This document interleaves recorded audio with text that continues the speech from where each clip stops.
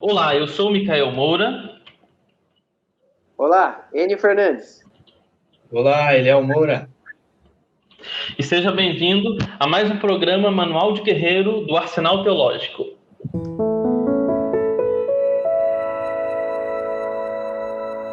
E hoje nós temos uma convidada especial, alguém que é já amiga há um bom tempo e também escritora.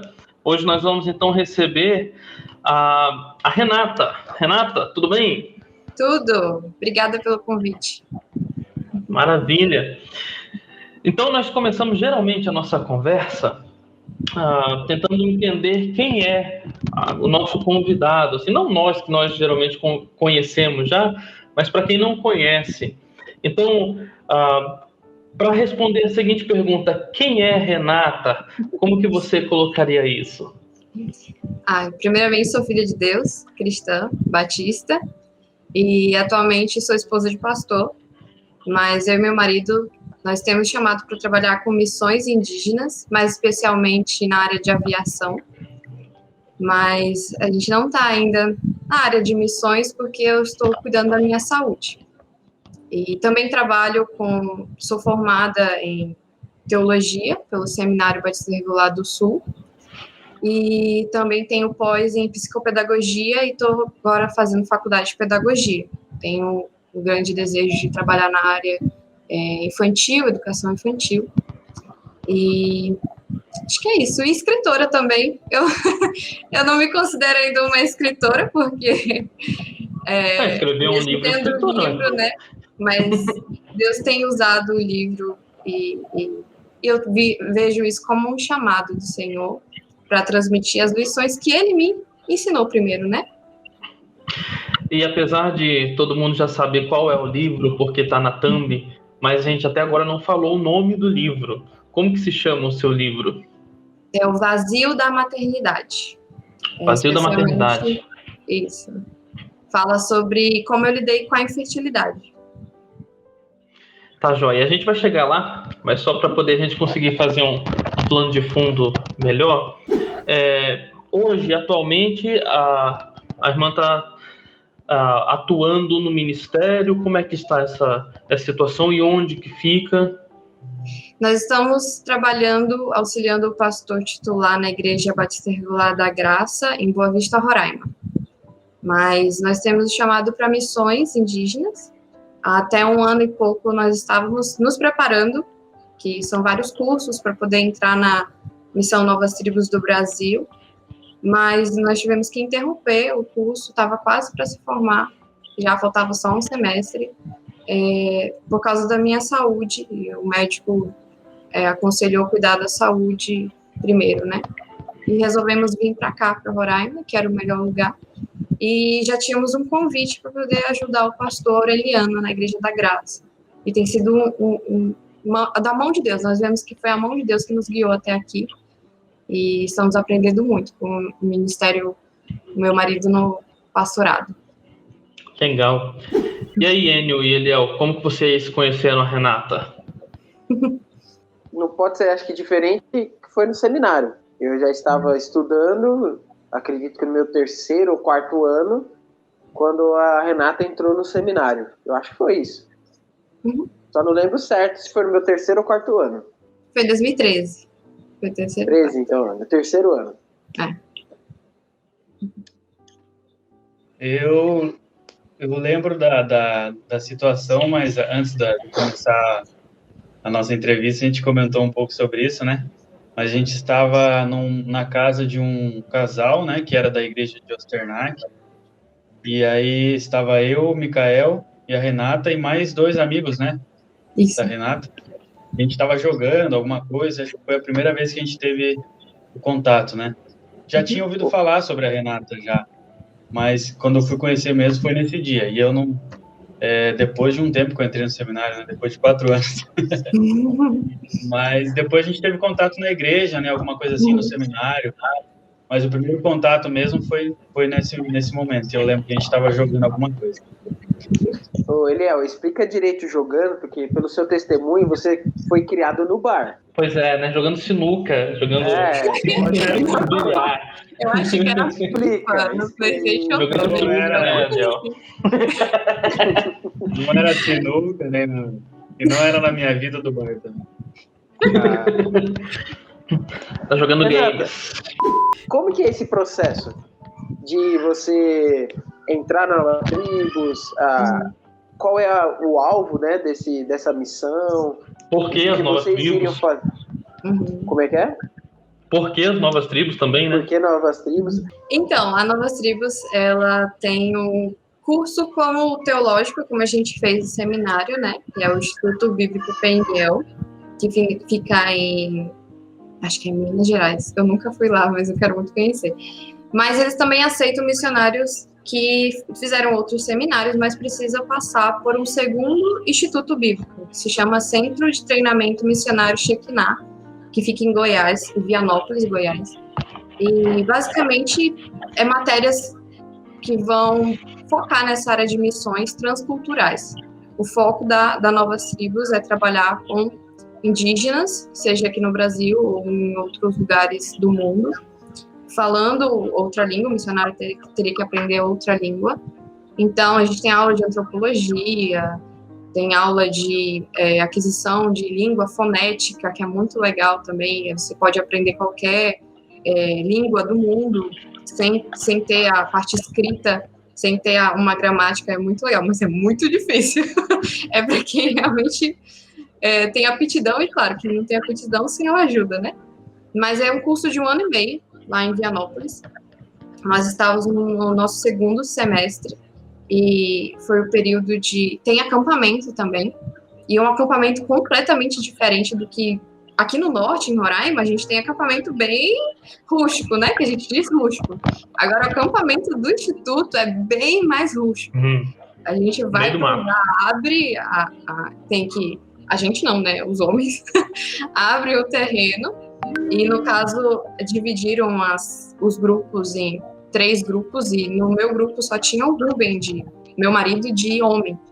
E ele teve que construir tudo com bambu. Era o único material que tinha fácil, né, para poder construir. Então, ele fez mesa, fez estante, fez o fogão de barro. São 3 semanas.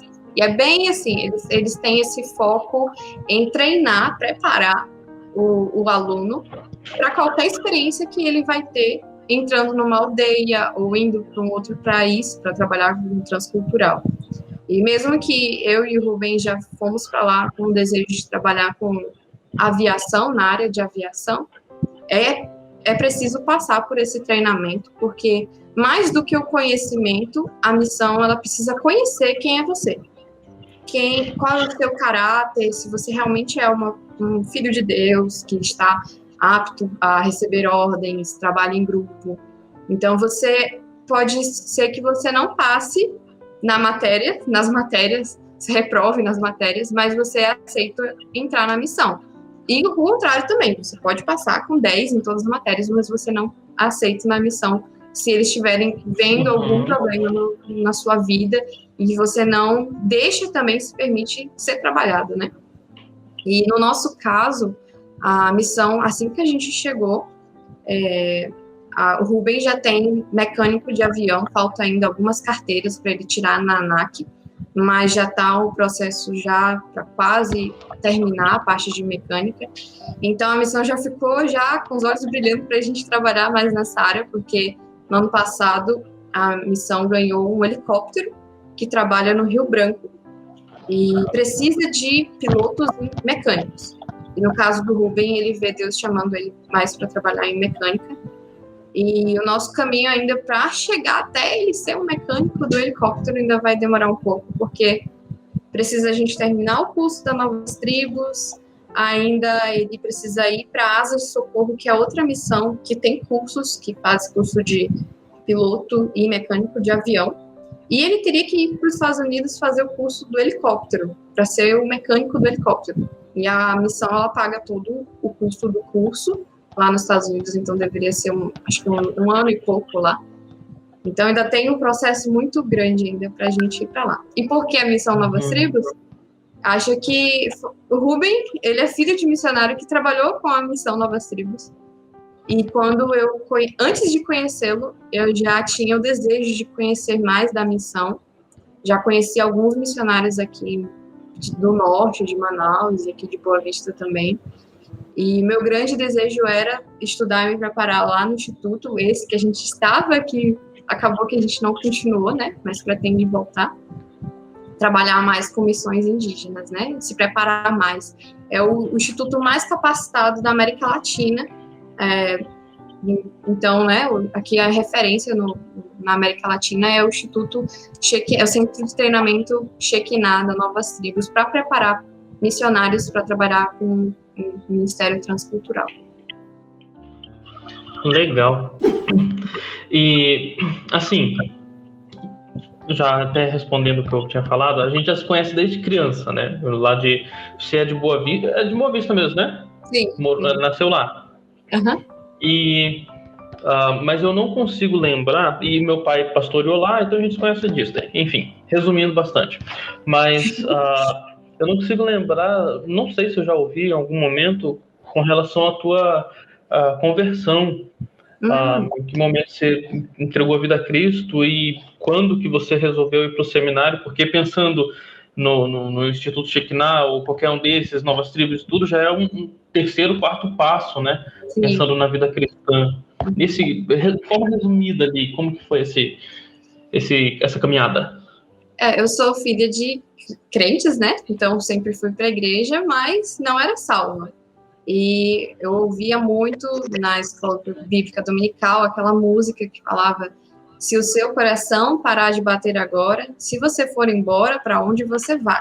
Céu e inferno é o que há. São 2 caminhos para você escolher. Cristo estende a sua mão para tirar da sua cabeça essa dúvida cruel.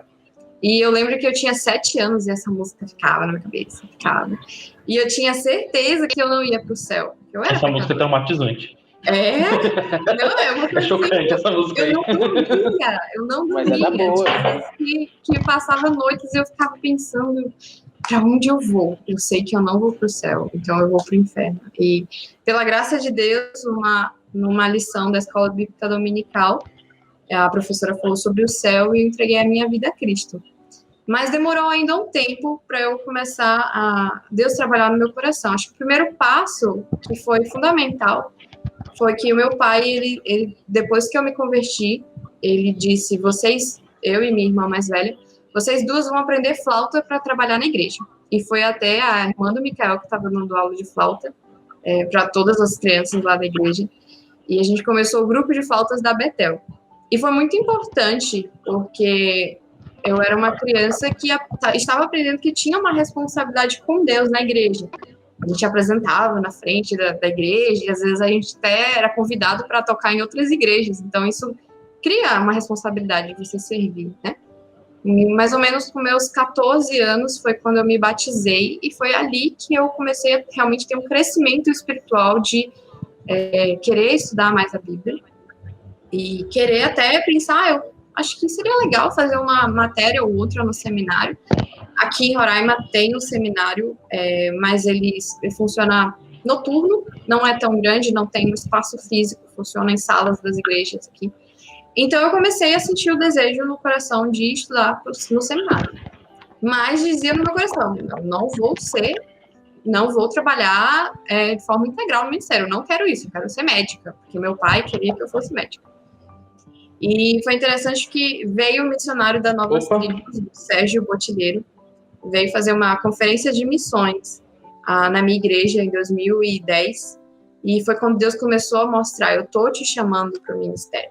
Mas eu falo: não, senhor, não quero, eu quero ser médica, eu quero ganhar dinheiro, eu quero ser bem-sucedida, eu só quero estudar a Bíblia, eu gosto de estudar a Bíblia, mas eu não quero me entregar. E aí a conferência dele foi muito importante, mas naquele momento eu não tinha ainda dito para o Senhor: eu estou aqui para fazer a tua vontade. Foi só no acampamento do outro ano, em 2011, quando eu conheci, aí a Novas Tribos sempre na minha história, né?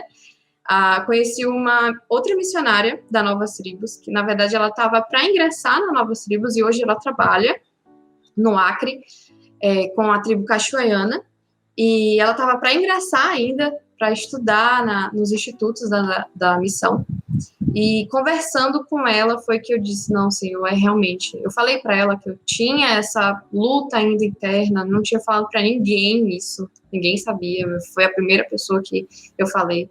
E naquele 8 de março de 2011 eu falei, Senhor, seja feita a tua vontade, eu vou para tua obra. E nem era missões, eu não tinha certeza ainda que era missões, mas a Novas Tribos já estava ali, né? Então, 2013 foi quando eu entrei no seminário, o Seminário Batista Regular do Sul, e eu já tinha o desejo de conhecer mais o trabalho missionário aqui em Roraima. Foi interessante porque em uma das férias do seminário, a minha primeira férias, na verdade, de 2013, eu fui para um encontro em uma igreja e um missionário daqui, ele disse que o que mais preocupava ele era que muitas pessoas de Roraima iam para o seminário e não voltavam para a sua cidade natal para poder trabalhar aqui.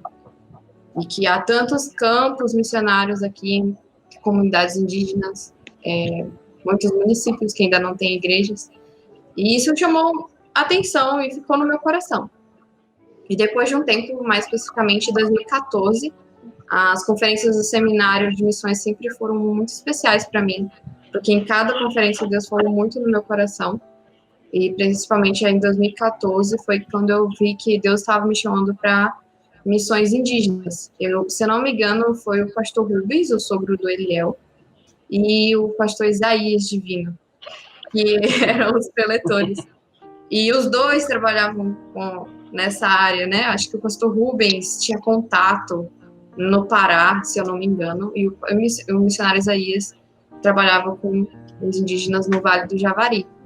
E Deus confirmou. E é interessante porque as pessoas ao meu redor já falam, não, mas eu já sabia que você tinha chamado para missões indígenas. Só eu que não sabia.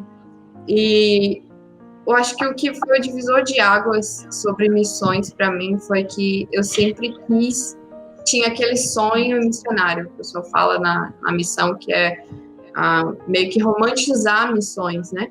Querer ir para o lugar mais difícil e fazer o mais difícil, porque eu quero que no futuro eu tenha meu nome nos livros, e como tem o Jim Elliot, né? Aquela cabeça de você querer fazer mais. E aí, em 2015, Deus me deu problema de saúde, problema na coluna, e foi interessante porque me privou de voltar para as aulas do seminário. Passei 2 semanas ainda em casa, e foi muito, assim, conflitante para mim, porque eu falava assim, o senhor quer que eu vá trabalhar em missões, mas o senhor está me dando uma limitação física? Como é isso? Eu não estou entendendo. E foi muito interessante que, mais uma vez, o missionário da Novas Tribos foi lá no seminário, e eu cheguei numa quarta-feira, já estava as aulas já estavam acontecendo. O culto Ebenezer, que é o culto de missões para os seminaristas, é na terça, mas aconteceu que naquela semana foi numa quinta, e o missionário da Novas Tribos, eu não vou lembrar o nome dele agora, ele foi na quinta, e ele tem também vários problemas de saúde, trabalhou em algumas aldeias, mas hoje ele não está mais trabalhando, está cuidando de seus problemas de saúde, né? E no final do Ebenezer, eu fui falar para ele que Deus estava me chamando para missões, mas eu estava com problemas de saúde e limitações físicas, e ele falou, olha, Deus está te chamando, Deus vai te usar. E são os fracos em que o Senhor vai mostrar o seu poder, não a glória da pessoa, mas o poder do Senhor. E em 2016, quando eu fiz o estágio do seminário, eu fui para as comunidades macuxis aqui no interior de Roraima, mas eu não consegui completar o estágio. Eu fiz só 8 semanas, eram 10, e isso me frustrou muito, foi muito frustrante, porque quando chegou, eu ainda tinha outras comunidades para conhecer, para trabalhar, fazer o roteiro que eu fazia de aulas e tudo, mas eu não pude fazer porque em uma das viagens eu tive que voltar de moto, e era uma comunidade perto daqui de Boa Vista, da capital, dava mais ou menos só 40 minutos, mas aconteceu que a pista, a BR, estava bloqueada e a gente teve que dar uma volta pelo anel viário, que a gente chama aqui, né? conecta outra entrada para a cidade, e demorou 1h30. E eu tava carregando uma mala nas costas e carregando outra na frente. E aí, quando eu fui descer da moto, tava travada a coluna. E eu não consegui completar, tive que sair do processo de inflamação da coluna e tudo. Isso foi bem frustrante para mim, mas Deus, desde ali, foi trabalhando no meu coração, mostrando que missões não é só você ir lá nas aldeias, mas o quanto é importante também o apoio que nós vamos dar para os missionários, para eles chegarem até lá. E quando eu conheci o Rubem, ele já tinha o desejo de trabalhar em aviação missionária. Deus ainda estava trabalhando muitas coisas no coração dele, mas ele já tinha visto isso já direcionado. E o Senhor só uniu, né, o propósito que eu não poderia ir para uma aldeia, e ele também não queria, porque estava vendo Deus direcionando ele para trabalhar mais numa base, trabalhando com apoio com a aviação missionária, então foi muito importante. E eu estava no meu último ano, ele estava no primeiro, a gente esperou até ele terminar o seminário, para irmos para o Instituto, o Centro de Treinamento Missionário da Novas Tribos, para poder se preparar. Renata, só antes até, a gente quer entrar no assunto do livro, mesmo só para entender exatamente. Então, a visão missionária que vocês têm para vocês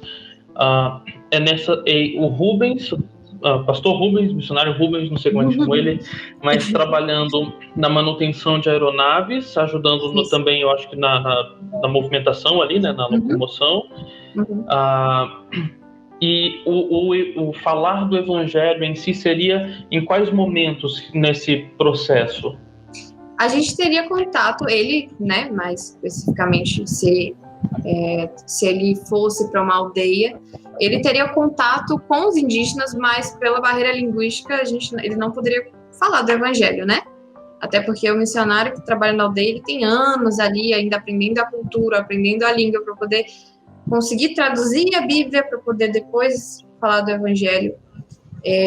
Mas é interessante que você tocou nesse assunto, porque quando a gente se mudou para Goiás para poder começar o treinamento missionário, no dia que a gente chegou em Vianópolis, ia acontecer o culto em ação de graças pelo helicóptero que a missão tinha ganhado, e só que era em outra cidade. E a gente tinha o desejo de ir por já ter esse desejo de trabalhar com a aviação missionária, mas era o dia da mudança, a gente nem sabia, não conhecia ninguém, nunca tinha ido lá. Rubem foi, mas ele tinha 1 ano só, eu não lembro nada, não tinha contato com ninguém mais, a gente conhecia só de WhatsApp, mas foi exatamente o momento certo. A gente chegou, as pessoas recepcionaram a gente perguntou, tem vaga para ir? Porque o pessoal já estava indo nos carros, tem vaga para ir? E a gente conseguiu 2 vagas certinho para poder a gente ir. E no culto em ação de graças pelo helicóptero, a missão estava enviando um piloto para estudar nos Estados Unidos. E o diretor, o presidente da missão, comentou que o piloto missionário, ele deve ser também um plantador de igrejas. Não é só trabalhar nessa parte de manutenção, parte física, mas ele também vai se empenhar em evangelizar ao redor dele. E a missão, ela sempre incentiva os missionários, se trabalham em base, incentiva os missionários a congregar em alguma igreja que seja da sua denominação, a trabalhar, claro, que não atrapalhe o seu trabalho principal, até porque não tem voos no final de semana, então, por isso que até o nosso preparo aqui hoje, o Rubem trabalhando como pastor, o pastor auxiliar, tem sido tão importante por causa disso. A gente não sabe que situação Deus vai nos levar no futuro, seja para abrir ou ajudar um pastor que está começando um trabalho, ou abrir um novo local de cultos, ou já ajudar uma igreja grande, mas sempre evangelizando, procurando evangelizar as pessoas ao nosso redor, com relacionamento, discipulando também, é algo que a gente tem enfatizado muito aqui, agora o trabalho com jovens é discipular, cuidar, né, da parte da vida espiritual desses jovens que a gente está tendo contato. E especificamente com os indígenas, a gente não vai ter contato por causa dessa barreira linguística, mas a gente vai estar apoiando aqueles que vão, né? E é muito importante porque tem uma história que o missionário conta que o piloto foi a deixar mantimentos para o missionário, só que fechou o tempo, então o piloto teve que esperar o outro dia para poder voltar para a base, para a cidade. E ele teve que dormir lá, isso é comum acontecer. Só que ele não sabia que o missionário estava tão sobrecarregado e ele precisava de alguém que era da cultura dele, que era da língua dele, para poder desabafar. Desabafar e conversar, porque é estressante você estar aprendendo uma nova língua, uma nova cultura, tratando com pessoas completamente diferentes de você. E eles precisam desse apoio emocional, apoio até só de conversar. E o piloto missionário, ele vai poder fazer isso, ter um contato, né? Ver alguém. Acho que é porque a gente não teve... se você teve a oportunidade de ir para outro país, se você encontra alguém que fala português, né? Você já deve ficar feliz. Eu não tive oportunidade ainda, mas eu imagino que seja assim. E o missionário, ele precisa desse apoio também. E não só indo na aldeia, mas eu não seria alguém que estaria indo para a aldeia, mas eu estaria numa base. E fazendo o curso da Novas Tribos, a gente vê o quanto é desgastante, o que eles têm que aprender. E eu vou poder ter ideia de como eles vão estar quando eles forem para a base descansar. Que eles passam, geralmente o missionário tira 3 meses, tira 2 semanas e vai para a base para dar uma descansada, comprar coisas que precisa. Então, eu vou saber que a família precisa do quê? Que precisa conversar, precisa desabafar, precisa de um descanso, precisa que eu faça comida para eles, que eu prepare alguma coisa. E é nesse sentido de auxílio para recarregar a energia e esse missionário voltar e poder continuar o trabalho dele. Ele não permite um missionário ficar um ano inteiro numa aldeia, porque isso é desgastante, né? E até eu tenho o desejo de um futuro, não sei quando, eu coloco nas mãos de Deus em fazer fisioterapia. Até por causa dos meus problemas de saúde, mas de poder ajudar, poder ser uma fisioterapeuta que vai atender o missionário quando chega da aldeia. Olha, vamos fazer uma sessão de massagem, seja alguma coisa para aliviar a tensão, o estresse. Às vezes é comum de missionários terem vários problemas de saúde por causa das viagens, não só de avião, mas em alguns lugares do Brasil ainda é canoa, e é um dia e meio descendo ou subindo o rio, que isso faz, já é desgastante, né? Então, a gente tem procurado ver, assim, de que formas nós vamos poder servir os nossos irmãos que estão diretamente evangelizando os indígenas. Antes da gente entrar falando sobre o livro, né? A gente sabe que você tem outros trabalhos paralelos, não sei se você ainda está fazendo, né? Mas tem algumas questões, por exemplo, você ainda escreve letras de músicas, essa é uma das perguntas, né? E sobre a produção de materiais bíblicos, né? Histórias bíblicas infantis, a gente sabe que você produz também. E eu vou tentar ler o nome da arte que você faz ali, que é o Amigurumi. Isso, tá certo. Olha, rapaz, eu sou quase, casei com uma índia, rapaz. Casei com uma índia. Olha aí, ó. Seria para você comentar um pouco sobre esses trabalhos paralelos que você faz e se você faz ainda, como a gente pode divulgar para você, para poder te ajudar, porque eu sou o garoto propaganda do canal.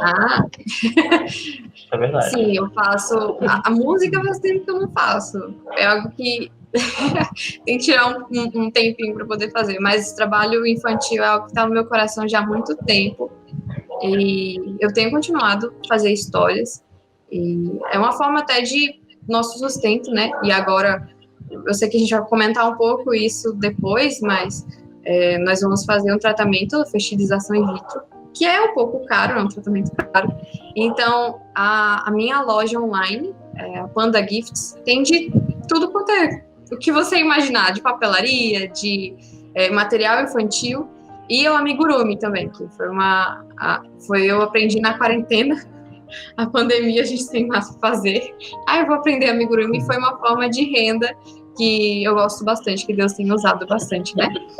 E os materiais, você pode entrar no Instagram e tem lá, até o meu livro, você também encontra o link para o e-book na Amazon e tanto o físico na loja Wycliffe. Mas lembrando que esses links vão estar aparecendo na tela agora, aqui embaixo, e está na descrição também, tá bom? Renata, aproveitando já falando sobre seus trabalhos, tudo, qual foram as motivações que levaram você a escrever o seu livro? Eu acho que eu sempre, desde pequenininha, eu sempre gostei de escrever poesias, eu lembro que acho que a primeira vez que eu realmente escrevi algo foi quando eu briguei com a minha mãe. Eu tinha 8 anos e eu queria desabafar, mas eu não sabia como. Então eu peguei um pedaço de papel e comecei a escrever. Eu não lembro nem o que tinha escrito nesse papel. Mas foi a primeira... poesia rock ali, poesia da rebeldia. No ódio, na força. E depois disso eu fui continuando, né, a escrever. Eu tinha um blog, sempre estava colocando, não mostrava para ninguém, era só para colocar lá, só para escrever, né? Mas quando eu fui, é interessante reler o que eu escrevi aqui, certinho, os anos que Deus foi começando a trabalhar no meu coração, sobre o seminário, sobre o chamado, as poesias foram mudando, né? O foco foi mudando, falando mais sobre Deus. E eu sempre tive esse costume de escrever algo que faz bem para mim. Eu acho que eu consigo me entender melhor quando eu escrevo. E eu gosto muito de pensar que Deus é o nosso professor e Ele tem lições sempre para nos ensinar em qualquer fase da nossa vida. E é literalmente você sentar e Deus, o que o Senhor quer me ensinar com isso? E a gente tem um livro, né? O livro-chave dessa matéria, que é a Bíblia. E a gente precisa aprender a como procurar as respostas para as nossas questões na Bíblia. E eu sempre fiz isso. E foi escrevendo. Quando aconteceu tudo sobre quando eu perdi as trompas, né? Eu comecei, literalmente, eu sentei e falei, Deus, eu estou aqui, quero aprender o que o Senhor quer me ensinar sobre infertilidade. Eu procurava muito na internet, não achava tanto o que eu queria para poder responder as minhas dúvidas, até porque eu não era casada, eu não tinha pretensão de ter filhos naquele momento, eu só tinha 1 ano de namoro na época. Então era tudo muito novo, eu não sabia para onde ir, não sabia nem onde procurar, porque eu vi que a minha história não é como a história de Ana ou a história de outras mulheres na Bíblia que era de Sara, não era igual. Deus não falou, Deus não mandou um anjo, falou, você é estéril, mas você vai ter um filho. Não era a mesma coisa. E como eu poderia reagir a isso? E Deus foi me colocando em situações na minha vida, mostrando o meu pecado, o que a infertilidade iria revelar, mostrando que eu tinha 2 caminhos, sempre eram 2 caminhos. Ou eu fazia aquilo que agradava ao Senhor, ou eu ia para o lado do pecado e ficava com a amargura do Senhor, a amargura contra o Senhor, né? Acho que foi e a escrita foi acontecendo nesse meio termo, né? Aprendendo as lições e escrevendo devocionais conforme as coisas iam acontecendo. E o Senhor foi curando essa ferida, que é a infertilidade, o vazio da maternidade, por isso que é o nome do livro, né? Foi o fato de eu perceber, me deparar com o fato de que eu não poderia ser mãe da maneira natural. E era um vazio, eu não poderia gestar facilmente, né? Facilmente não é fácil para algumas pessoas até, que tem ali tudo inteiro, útero, ovário, trompas, né? Até, mas foi descobrindo, Deus foi me ensinando através das situações que Ele foi me colocando. E eu fui escrevendo. E conforme eu sabia de histórias de outras mulheres que passavam, principalmente cristãs, né? Que tinham passado por algum problema parecido, que estava tantos anos sem engravidar, ou que estava tendo problemas para engravidar. Eu descobri também que eu tenho endometriose, e pessoas que têm endometriose e são cristãs, eu compartilhava os devocionais. E eram devocionais bem curtos. Foi em cima desses devocionais que eu escrevi um livro, né? E essas pessoas falavam para mim, Renata, você precisa escrever um livro sobre isso. É muito bom que você me ajudou a passar pela situação, me mostrou algo que eu não sabia, que estava no meu coração. Algumas pessoas que estavam tantos anos sem engravidar, elas podem desenvolver uma amargura contra o Senhor. E algo que a pessoa não vai dizer, eu estou contra o Senhor. Não é algo natural, né? Que a gente, como cristão, a gente não vai dizer isso. Mas conforme os anos vão passando e a pessoa não consegue engravidar, a pessoa acaba culpando o Senhor por causa disso, e isso machuca, né? Isso atrapalha o relacionamento dela com Deus. E nos meus devocionais, compartilhando com outras pessoas, eu vi Deus mostrando. E eu já tinha o grande desejo de escrever um livro, era um dos meus sonhos, assim. E eu vi Deus mostrando para poder realmente escrever o livro. E eu fui conversando com as pessoas, o que você acha, principalmente as pessoas ao meu redor. O que você acha de eu escrever? Olha, leia um pouquinho dos meus devocionais. O que você acha? Será que eu poderia escrever um livro sobre esse assunto? E as pessoas falam, não, realmente, você precisa escrever, é bom, sua experiência e tudo. E depois até do livro publicado, eu agradeço ao Senhor por me permitir ser bênção na vida de outras pessoas e ajudar outras mulheres a saber lidar com o vazio da maternidade, que algumas não vão ter completa, né? Não vão ter um filho. E tratar essas feridas que a infertilidade causa no nosso coração. É interessante esse assunto, pois o livro pode tanto ajudar as irmãs, as mulheres, nesse processo tão difícil, né? Mas também eu acho que maridos, homens, seriam eu acho que aconselhável, recomendável ler também. Né? Porque assim o esposo pode saber como a esposa está sentindo, porque eu vou entrando na minha vida, né? Eu e a minha esposa, nós perdemos 3 bebês. Em um período bem rápido que nós estávamos tentando até chegar à nossa filhinha Elisa. E tinha situações que a minha esposa ela não conseguia expressar exatamente como ela se sentia. E como ela se expressava, eu agia. E muitas vezes depois, conversando, a gente viu que eu percebi, poxa, agi errado. Não era assim que ela estava sentindo, não era assim que ela queria que eu a apoiasse. Então, alguns desses livros podem ajudar também maridos, homens, pastores, para falar, olha, é assim que ela está sentindo. Então, essa palavra não vai adiantar. Esse conselho não é aquilo que vai ser o ideal para aquele momento. Existe outra forma de se tratar. Então, esse assunto, para a mulher, é aquele apoio, né, como você mencionou, de compartilhar a experiência, mas também para os maridos, para os homens, é bom ler, para que nós possamos saber o que eu falo, ou o que eu não vou falar. Porque eu acho que o que mais magoa nesses períodos não é o que você fala, é o que você deixa de falar. Porque às vezes você quer ouvir uma palavra e a pessoa fica quieta, não reage. Às vezes até sem saber o que falar, né? Eu fico pensando por mim. Eu não passei essa situação nem parecido, mas eu fico pensando que talvez, bem provavelmente, eu não saberia exatamente o que falar. Né? Às vezes a gente fica em alguma situação que... E na verdade,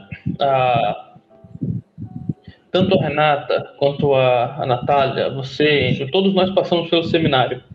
Então nós conhecemos que Deus é soberano, sabemos que precisamos confiar em Deus, sabemos dos feitos maravilhosos de Deus, mas é algo muito mais do coração da pessoa do que da mente da pessoa. Quantas vezes a gente passa por situações que nós sabemos, eu preciso confiar em Deus, e eu tenho toda a base para confiar em Deus, eu simplesmente não estou confiando. Então é um trabalho muito mais profundo, eu creio, pelo menos, eu entendo assim. Sim, e o que eu digo da minha experiência, eu vou dar só no nosso primeiro caso, eu sempre ouvi aquele conselho, você tem que ser a base, né, da sua esposa, você tem que ficar firme e forte. Só que nesse firme e forte, eu acabei meio que me endurecendo e não expressando que eu também estava com dor, que estava sentindo o que ela sentia. Então isso não ajudou, pelo contrário, atrapalhou, porque eu não estava expressando. Então eu estava quieto, apoiando do lado, só que eu não estava expressando. E isso é fundamental. Às vezes também, eu acredito que talvez o homem, né, o marido até saiba o que falar ou fale uma palavra que vai ajudar, mas, por exemplo, a gente pode ver a bênção que realmente a Renata usou ou pediu orientação de Deus e utilizou essa situação para ser uma bênção para outras pessoas também. Porque ela está passando, né, ou passou pela situação, e nada melhor do que uma pessoa que pode explicar, olha, eu passei, Deus me ajudou, Deus está me ajudando, e é assim que as pessoas provavelmente se sentem quando lê o livro, né? E provavelmente já recebeu mensagem de várias mulheres, né, que foram ajudadas, né? E apesar dos homens ou dos maridos tentarem, né, ajudar, e isso é importante, né? Eu acho que Deus certamente está utilizando esse livro e a experiência e toda a dificuldade para honrar, né, e glorificar, né, o nome de Deus e abençoando também a sua vida, né, te ajudando com essa dificuldade.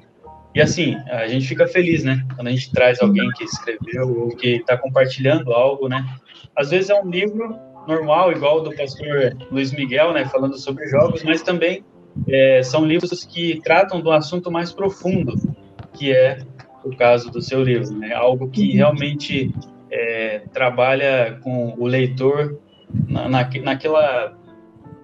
no mais profundo, né? Naquele interior que talvez o marido não vai conseguir chegar, mas o livro, né, a sua experiência vai conseguir chegar lá e vai conseguir talvez dar uma luz, né, no fim do túnel, que é Deus.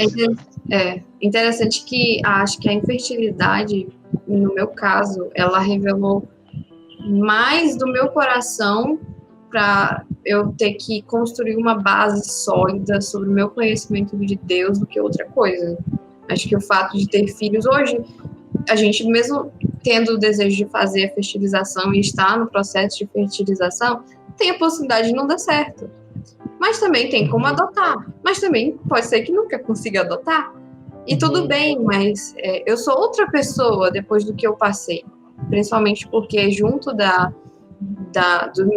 até eu tirar as trompas no final de 2017, eu não sabia, mas eu já estava com problemas de endometriose que estava afetando meus hormônios, que afetaram o meu humor, e eu desenvolvi uma síndrome do pânico. E aquilo ali, e foi justamente 1 ano depois do seminário. Eu tinha acabado de voltar do seminário. E foi o tempo que eu fiquei na casa dos meus pais. Interessante que eles falavam: minha filha, você acabou de sair do seminário. Por que você tá assim? Por que você tá passando por isso? E foi só juntando tudo, né? E Deus foi mostrando. A gente aprende o teológico lá, a gente sabe que Deus é bom, a gente sabe que Deus é o soberano, a gente sabe tudo isso. Agora, quando chega a situação, é que bagunça tudo, né? É para abalar a nossa estrutura e realmente firmar as nossas bases. Comigo foi isso. Deus já estava trabalhando no meu coração quando eu fui para a mesa de cirurgia. Foram meses com problemas de cólica, ia para o médico, não sabia o que era e tudo. E eu orei ao Senhor, falando, né? Senhor, faça a tua vontade. E ele fez. E ele resolveu me tornar uma pessoa estéril. E eu falo que acho que foi uma das melhores coisas que aconteceu na minha vida, porque foi como Deus trabalhou para eu crescer espiritualmente, para poder ajudar outras pessoas. E no meu caso, eu me acho, acho que eu fui mais beneficiada por Deus do que outras mulheres que sofrem anos tentando engravidar e não conseguem. Aí depois de passar 10 anos tentando engravidar, descobre que tem as trompas obstruídas, que nunca realmente ia conseguir engravidar, e aí já passou o tempo de conseguir realmente até fazer uma fertilização in vitro. E no meu caso foi antes até de casar, e a gente já teve um não de cara. E a gente já poder ir vendo os outros caminhos para poder ter filhos, se for da vontade de Deus. Né? Então, eu lembro da história de Jó, em que ele é apresentado como um homem íntegro perante o Senhor, a ponto de Satanás chegar na presença de Deus falando: Jó é íntegro, Jó é reto, mas por causa disso. Mas ele reconheceu que Jó era reto. Então a gente olha para Jó ali no começo do livro e vemos um homem, entre aspas, perfeito. Só que quando a gente vai ver o livro, o decorrer do livro, o que vai acontecendo, inclusive o desfecho no final, Jó percebe que ele tinha um pecado oculto que ele precisava tratar para então se aproximar um pouco mais de Deus. E ele falou: eu conhecia Deus só de ouvir falar, agora meus olhos te veem. Então, é alguma coisa assim que era muito mais profundo no coração dele, que ele ainda precisava, e a gente sabe, nenhum ser humano é perfeito, por mais que pareça ser. Então, quando eu penso sobre esse processo, né, de eu sou cristão ou cristã, e pensando na infertilidade não só para a mulher, mas inclusive para o homem, e de repente já começa a acontecer tudo isso. Eu vejo que uma das possibilidades talvez seja justamente o ensinamento de Deus para mostrar: você precisa tratar algo profundo no seu coração. Talvez até a questão de colocar filhos acima de Deus, né, que é, querendo ou não, uma idolatria. Jesus falou: quem não deixa filho e filhas, que não aborrece pai, mãe. Então, ele precisa estar no primeiro lugar. Apesar de nós amarmos muito nossa família, eu com filho recém-nascido, 21 dias agora, eu estou cada vez amando mais. Mas ele não pode ocupar o lugar de Deus, né? Então, pensando nesse processo, talvez uma das coisas, eu creio, eu vejo assim, seja justamente Deus mostrando: esse lugar é meu, né? E quem sabe o que acontecerá quando a pessoa perceber e colocar ali a ordem correta, né? Pelo menos é como eu vejo. No meu caso, eu acho que é interessante, porque as pessoas até perguntam: mas você queria ser mãe? Eu não tinha aquele sonho. Agora sim, né? Acho que é que nem criança, né? Quando a criança não quer aquele brinquedo, mas você fala que não pode ter, ela quer. Que nem só criança não, todo mundo é assim. Eu não tinha esse sonho de ser mãe, de gerar, da gestação, mas eu sempre tive o desejo de educar filhos, até já tinha vontade de adotar. Mas eu acredito que, pensando no que você falou, eu ainda sou, né? Eu sou muito orgulhosa, controladora, quero todas as coisas do meu jeito, e Deus trabalhou muito isso no meu coração, muito. De eu entender que eu sou uma criança, e sempre vou ser uma criança, a criança dele, a filha dele, e que ele tem o melhor para mim. E se ele nega as coisas para mim, é porque ele tem o melhor para mim. Eu gosto muito de pensar que eu sou como uma criança que está de férias, planejando o dia dela de férias. Planejando, eu vou brincar no quintal com meu brinquedo tal. Sendo que o pai que conhece mais, que tem a capacidade de dar muito mais para o filho, já planejou um dia, vai levar o filho para Disney, o maior parque de diversões. E a criança é tão limitada que ela só consegue planejar aquilo que ela está vendo. Um dia de brincadeiras no quintal da casa dela.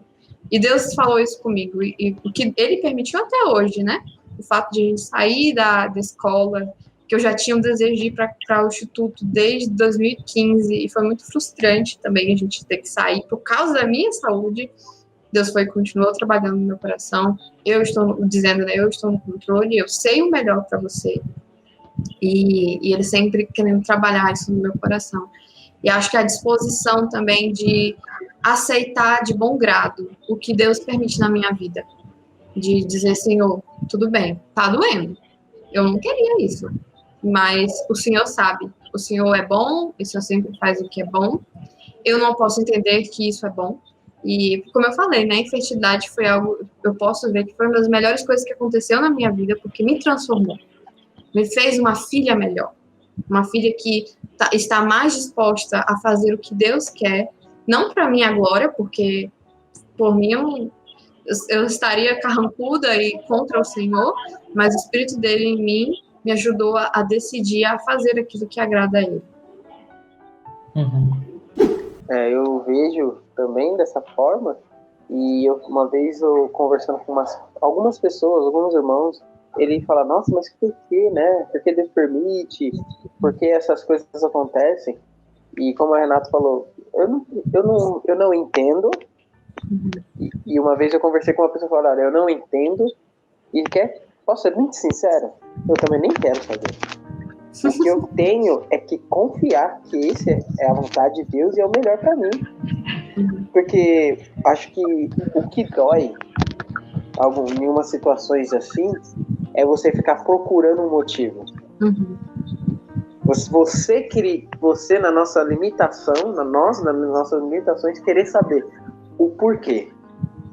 E essa procura, como nós somos muito limitados, nós não conseguimos compreender os planos perfeitos de Deus, como a Renata usou essa ilustração da criança, a gente não consegue. Então a gente vai colocando os motivos e vai nos martirizando por causa desses motivos e vai criando aquele ciclo. E quando a Renata mencionou, quando você para perceber, dentro do seu coração você está amargurado com Deus. Porque você criou motivos, ou você acredita, né, que sabe a razão de ter sofrido, né, passado por uma luta. Mas na frente Deus pode revelar que não era nada disso. Só que nesse meio processo, a gente já se amargurou. Então a gente não vai conseguir entender quando chegar o momento certo. Eu acho que para mim foi uma das coisas que Deus me permitiu, um ano antes de passar por tudo isso, foi ler o livro Pés como os da Corça. Hannah, agora o nome dela é Hundrade, eu acho, uma coisa assim. Mas é um livro bem pequeno e ele é como se fosse uma alegoria, não sei se vocês já leram, alguém já leu aqui? Eu comecei a ler, não terminei, mas eu li o começo dele. É muito bom, é um dos meus livros favoritos e eu creio que Deus usou aquele livro porque resumindo, né? É uma alegoria, então é como um peregrino, é bem fantasioso. E a grande medrosa, ela quer ser transformada pelo pastor, que é Jesus Cristo. Só que ela precisa passar por uma caminhada, ir até os lugares altos. Chegando nos lugares altos, ela vai ser transformada. E durante essa caminhada até os lugares altos, o pastor leva para ela para o deserto. E é o oposto do caminho para os lugares altos. E só que ela entende ali, com luta, que ela deve aceitar aceitação com alegria. Ela deve aceitar os caminhos que o pastor leva ela, porque faz parte do processo até chegar aos lugares altos. E aquilo dali foi fundamental para mim, durante os momentos que eu acordei da cirurgia e soube que eu estava estéril, né? E aceitação com alegria. Porque era dali, eu tinha que cortar na raiz. Se eu deixasse, ia crescer aquela plantinha, raiz de amargura, ia só crescer, crescer, crescer. E esse corte da raiz é todo dia. Não é só decidir tirar a amargura contra Deus, não decidir não culpar o Senhor, só um dia e pronto, esse sentimento não vem. Deus foi me levando para cada situação, e a gente vai contar mais, né? Minha irmã engravidou 2 meses depois, fui trabalhar na escola com crianças perto do Dia das Mães, e outras coisas mais depois do casamento também. Era todos os dias decidindo aceitar com alegria, aceitar de bom grado. E eu entendia que o refúgio verdadeiro é debaixo das asas do Senhor. E se eu me amarguro contra o Senhor, eu fecho o único lugar que eu posso encontrar o refúgio verdadeiro. Não tenho mais ninguém para ir. Não é meu marido que vai me consolar, não é as pessoas do mundo que vai me consolar, não é adotando filhos e achando que aquele vazio vai ser preenchido. É o Senhor, é o único refúgio que eu vou ter. E se eu me amarguro contra Ele, eu não tenho para onde correr mais.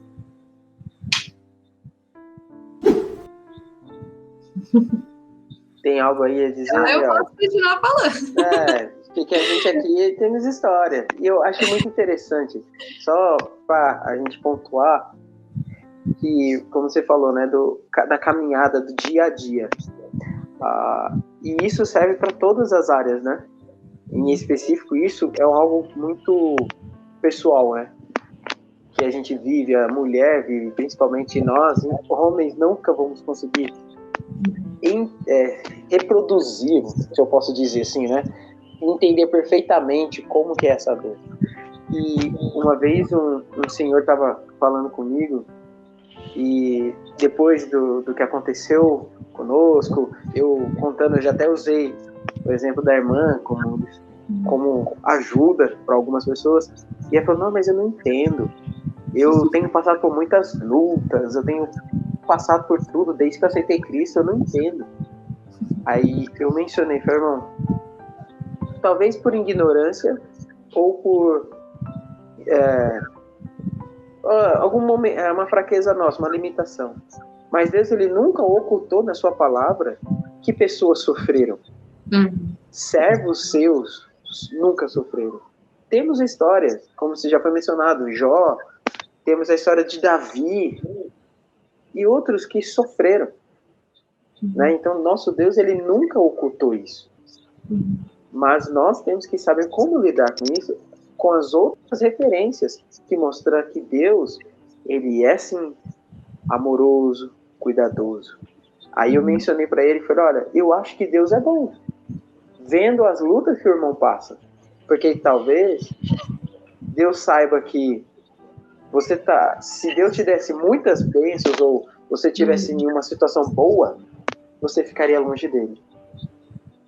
E para te proteger, Deus coloca você em situações de lutas para você permanecer perto dele, para assim ele possa te proteger, ensinar, e para que no futuro você possa replicar todos esses ensinamentos.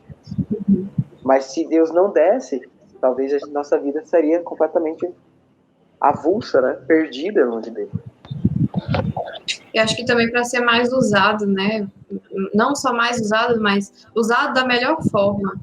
Deus quer nos usar na obra dele e ele podia usar a gente da maneira que a gente está, mas ele não quer. Ele quer filhos que estão dispostos a serem moldados, se eu digo que você tem que vir para cá, você tem que vir para cá.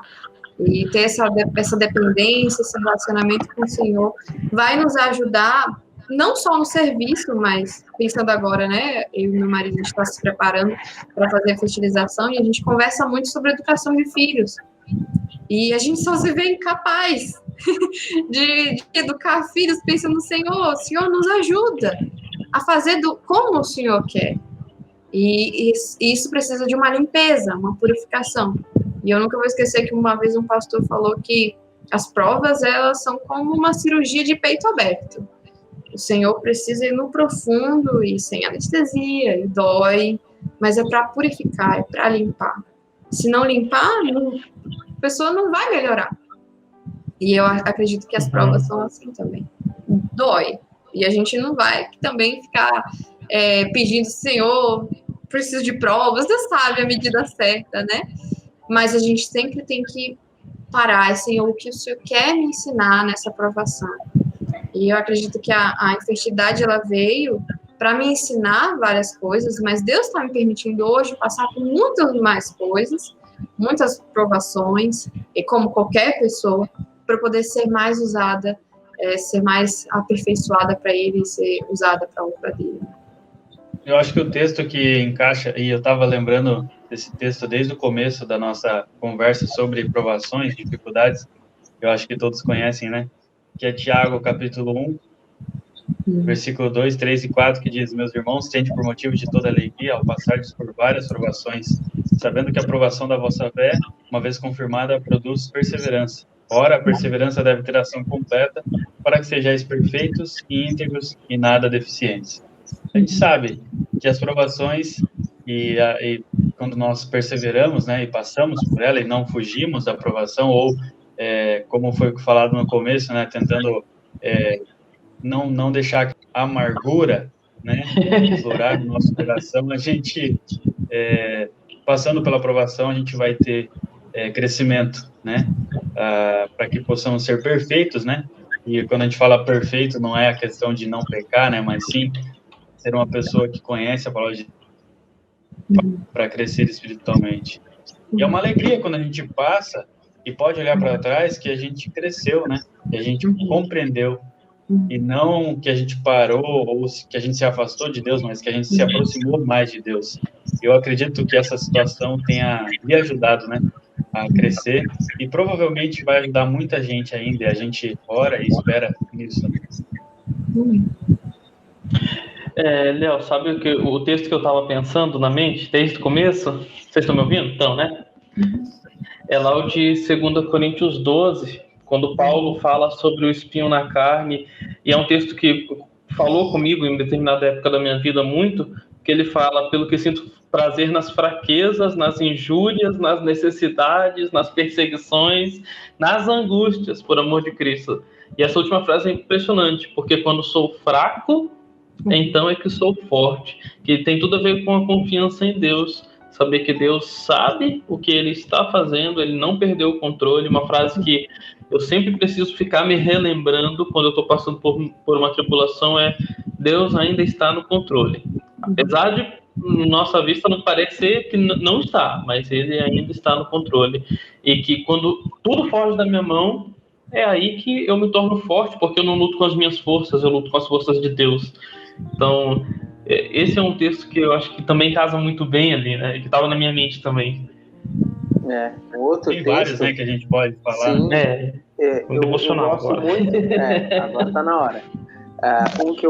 Que foi uma ajuda para mim, eu já tinha usado ele, é no Salmo 119, dos versículos 70, 68, 70, que é o texto que fala que foi bom ter passado por aflições, pois aprendi a tua palavra.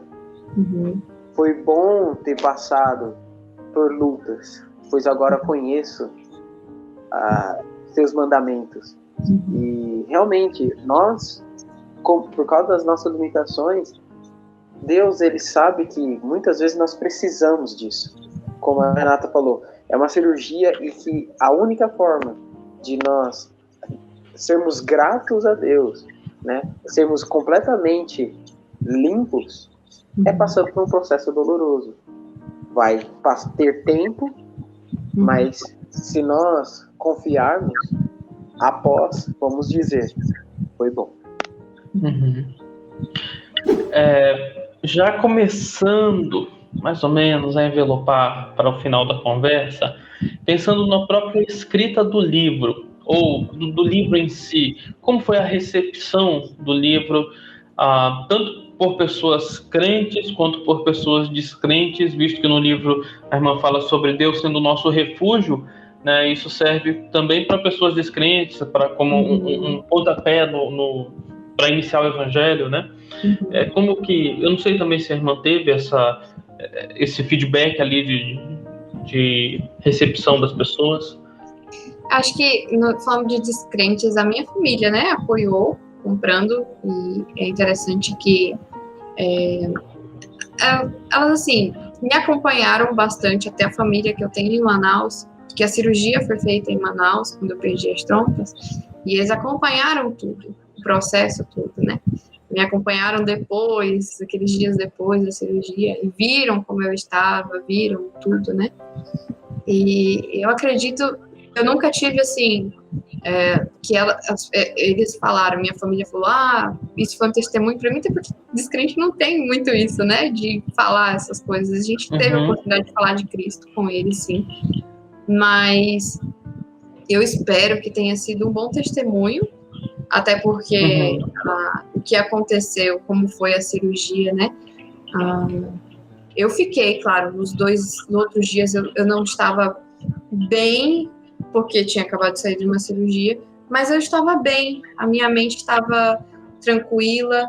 Claro que eu tinha momentos em que caía a ficha, demorou um tempo caindo a ficha, né, de que eu tinha perdido as trompas, mas eu acredito que espero que tenha sido um bom testemunho de ver até, acho que, propósitos de Deus, né?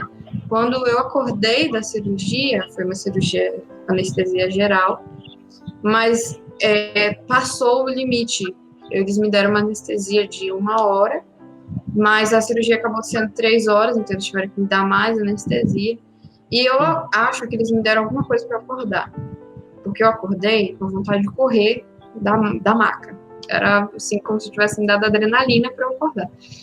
Então, eram umas 11 horas da noite e eu estava bem consciente, né? Diferente da primeira cirurgia que eu tinha feito aqui em Roraima, que eu acordei e demorei ainda para poder voltar e tudo. Né?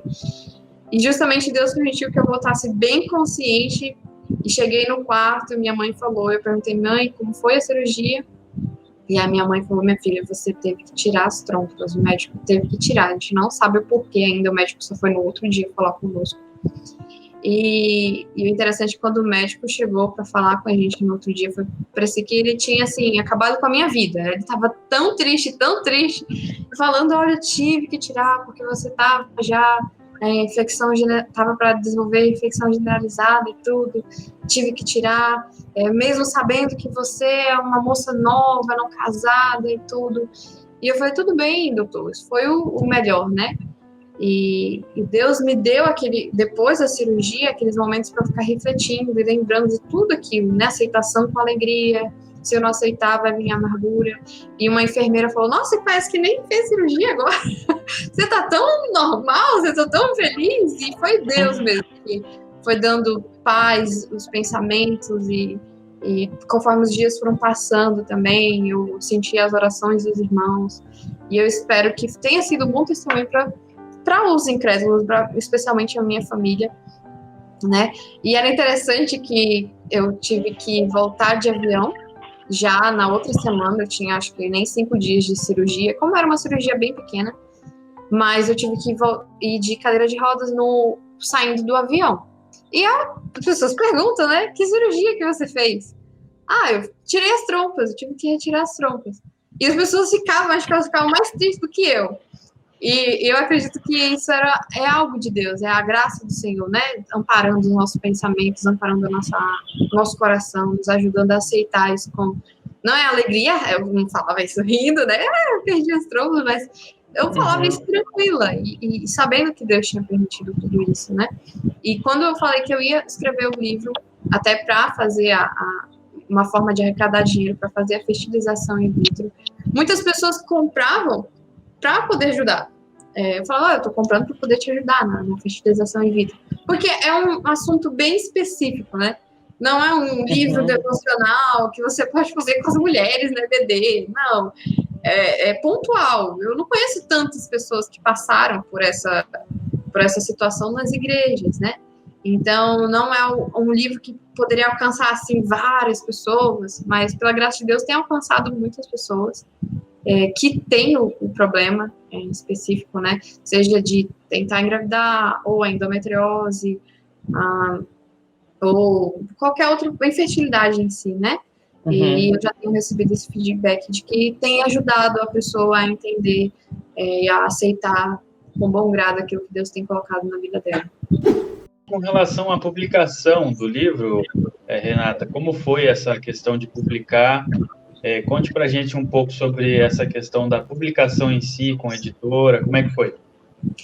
A princípio, eu não tinha ideia que existia uma editora que você podia autopublicar o seu livro. Foi com o pastor Luiz Miguel, e a Wicop estava começando. Ele foi até um dos primeiros escritores a publicar lá no site, e foi por meio dele que eu conheci e comecei a trabalhar a parte de diagramação, a elaborar todos baseados nos meus devocionais. Fui escrevendo mais um pouco, né, para ter mais algo mais encorpado, transformar em livro. E aí eu publiquei na Wicop, que ajuda muito, porque eu tenho contato hoje com a editora Peregrino, para caso no futuro, né, fazer a publicação mesmo com uma editora. Mas não são os meus planos agora, até porque isso você tem que ter um dinheiro bom ali para poder investir nisso, né? E o nosso investimento agora é quase o preço de uma fertilização. Então, nosso investimento agora é a fertilização e não a publicação do livro por meio de uma editora. Então, a Wicop ajudou muito a gente nisso, para poder não ter o custo, mas sim cada pessoa que compra o livro, que paga o preço de custo do livro, né? Isso ajuda bastante. E na Amazon também, com o e-book. Eu também publiquei como e-book, e isso facilita. Às vezes a pessoa não quer ler mais facilmente, não quer comprar pelo site, e aí já se tem até a Amazon, o Kindle ilimitado, você também pode adquirir o livro. Então, acho que facilitou bastante, né? Para poder as pessoas adquirirem o livro de forma tanto física, sem precisar desse investimento da parte do escritor, né? E a pessoa poder ter o livro físico. Eu acho que é uma das coisas que, na minha cabeça, antes, é um sonho muito grande escrever um livro e publicar um livro, porque tem tantos processos. E a Wicop facilitou bastante esse caminho, né?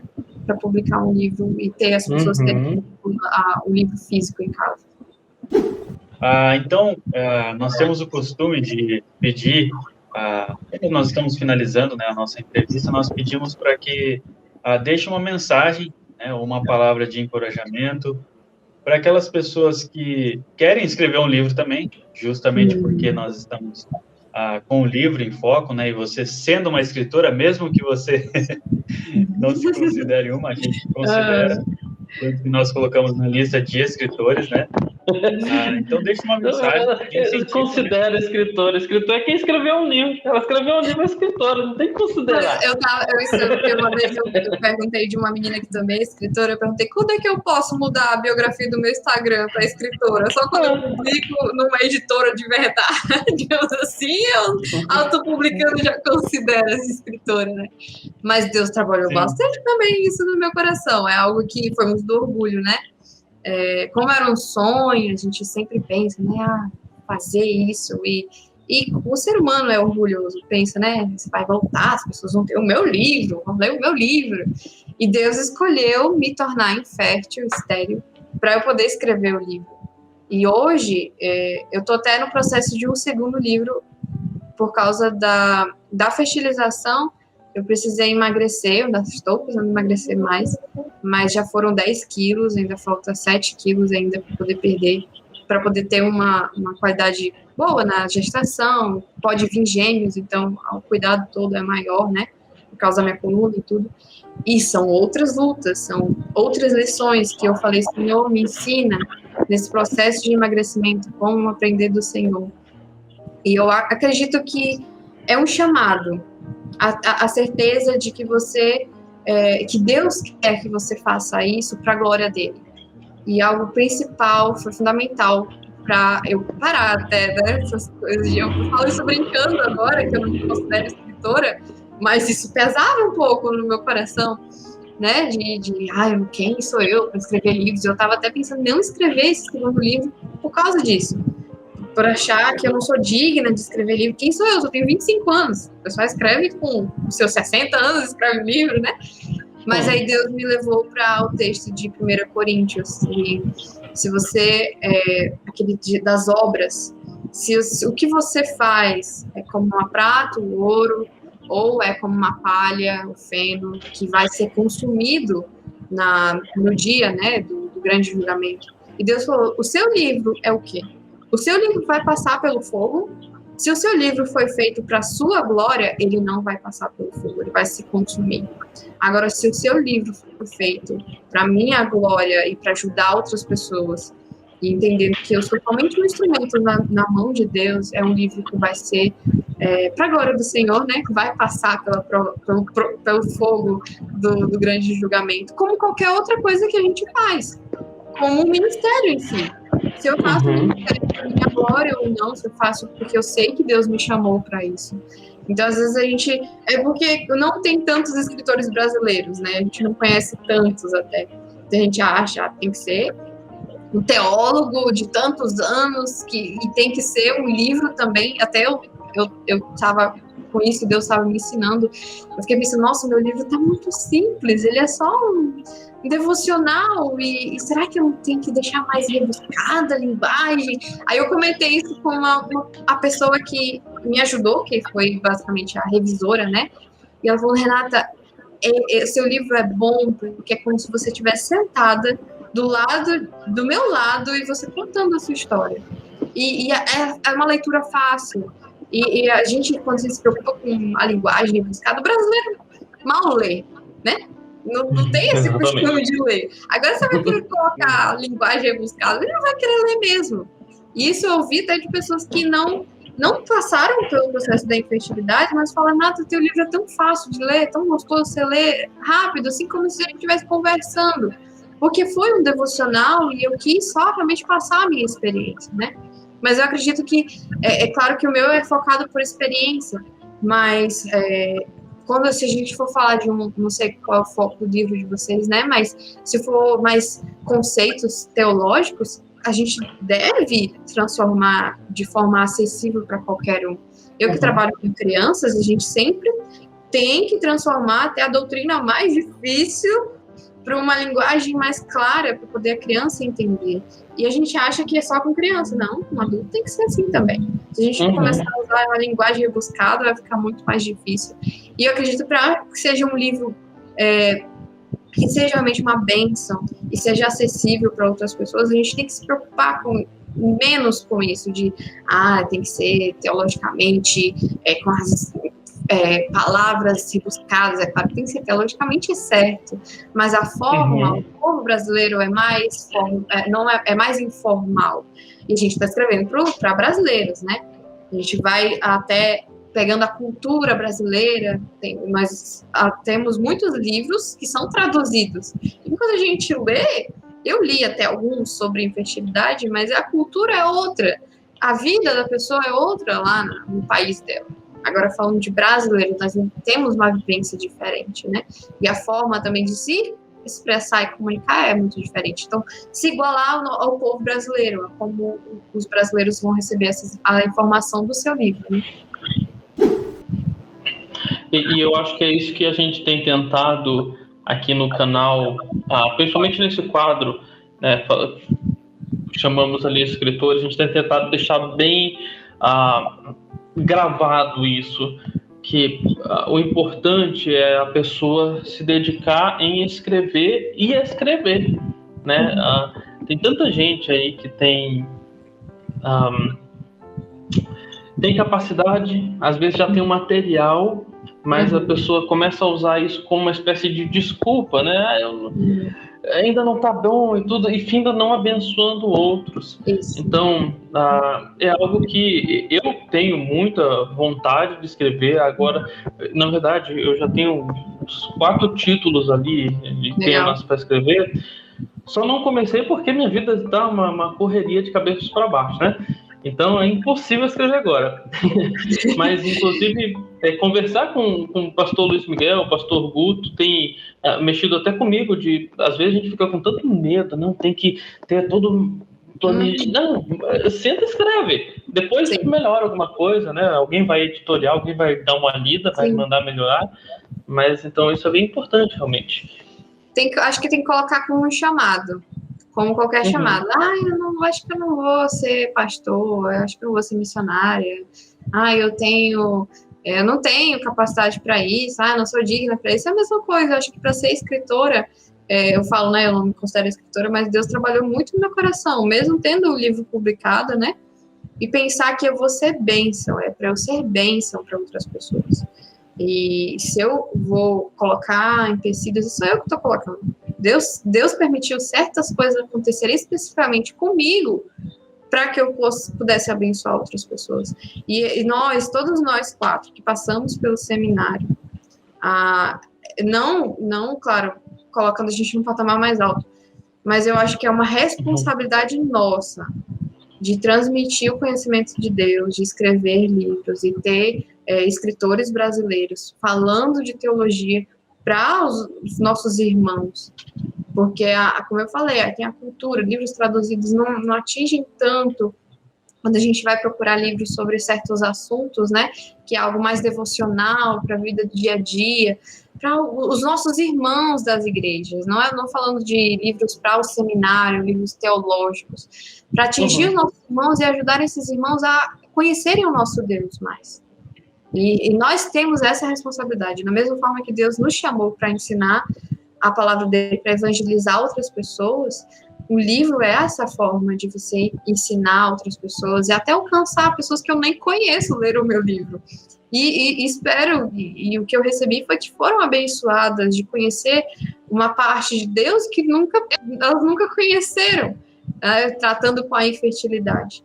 Então é realmente uma responsabilidade. E se Deus lhe deu uma capacidade, não só de ser alguém que gosta de sentar, escrever, eu acho que eu gostava muito de fazer trabalho acadêmico no seminário. Prefiro 1000 vezes fazer um trabalho acadêmico do que fazer a prova lá de qualquer matéria. É claro que tinha alguns que, assim, as matérias eram muito densas, né? Mas eu gostava, e eu já vi que realmente era aquilo que é o gosto, né? E agora, fora do seminário, claro, com todas as responsabilidades que a gente tem, você como um pai, né? Agora, com um bebê recém-nascido, mas isso aos poucos.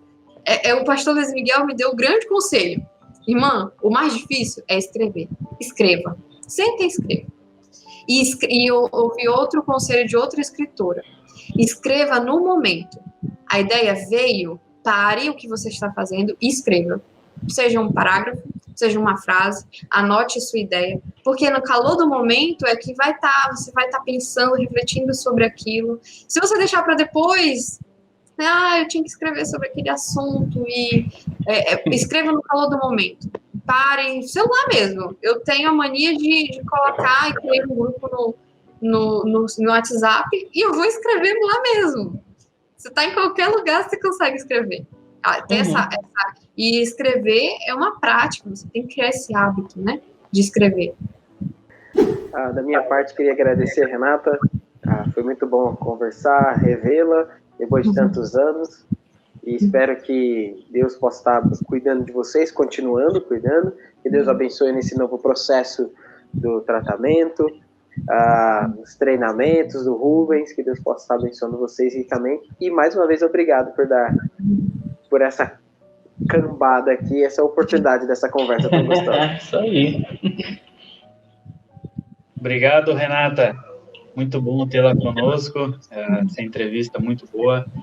Poder conhecer um pouco mais sobre o livro, sobre a situação do ministério, né, de vocês, do Rubem, o pastor Rubem agora, né? Mais conhecido como Rubão. Até porque eu ia perguntar por que ele não está aqui, né? Para a gente poder zoar ele, mas tudo bem.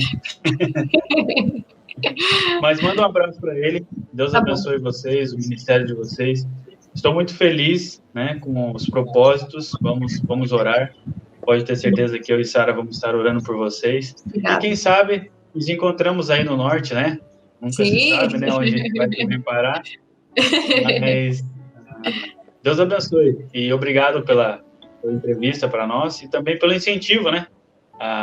Para nós que estamos, eu particularmente estou querendo escrever meu livro, né? Estou tentando me animar aí para escrever o livro. Está se enrolando, é assim que se fala. Sempre um incentivo poder entrevistar alguém que já escreveu, que já passou pela dificuldade que é escrever, né? E que Deus possa abençoar, né? Esse livro possa ajudar outras pessoas e que o nosso canal também possa te dar uma força aí, espalhando um pouco mais aí do seu livro e das coisas que você tem feito. Deus abençoe. Obrigada. Eu também agradeço por aceitar conversar com a gente. O Enio falou, faz anos, faz tempo, né, que não fala. Estava pensando, acho que a última vez que a gente se viu pessoalmente foi em 2016, né? Não. Já faz? Foi na 2019 que o Rubens se formou no seminário. O Rubens formou depois, é por isso. Fiquei pensando, nossa, faz tempo, eu não estava nem percebendo. O tempo está passando rápido demais. Eu acho porque que comigo foi mais tempo. Comigo foi nessa época. Eu não lembrava, da formatura do Rubens. Eu acho que a última vez que eu vi a Renata foi na formatura dela. O que foi, Léo? O Rubens estudou com a minha esposa, Sara. Foi.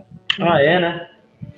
Mas enfim, mais uma vez obrigado por participar conosco. Com certeza alguém, pelo menos uma pessoa vai assistir, vai ser abençoado.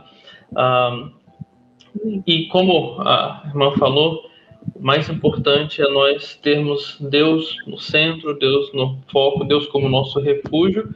Isso vai nos incentivar e nos animar em todas as áreas da vida, né? Continua firme, a gente vai estar também acompanhando, orando pela sua situação, do Rubens também, pastor Rubens. Se Deus quiser, logo vamos ver uma situação diferente. E para você que está nos assistindo, muito obrigado por assistir até aqui. Se você gostou dessa conversa, desse conteúdo, não deixe de deixar aqui embaixo o like, o gostei. Deixa o comentário também, é sempre muito bom receber comentário de vocês, tanto falando sobre o conteúdo que a gente está passando, tanto sugerindo novos conteúdos, sugerindo novas pessoas, novos escritores. Tem gente que está assistindo a gente lá do Nordeste, tem, eu acho, inscrito do Nordeste no nosso canal. com certeza vocês conhecem escritores que nós nem sabemos. Então, manda a sugestão para a gente vai atrás, tá bom? Para trazer para cá também. Mais uma vez, se inscreve no nosso canal, nos siga lá no Instagram, se você percebeu aqui em cima, lá em cima, tem o nosso Instagram, tem o nosso Facebook, entra lá, nos segue e nos vemos na próxima. Até mais!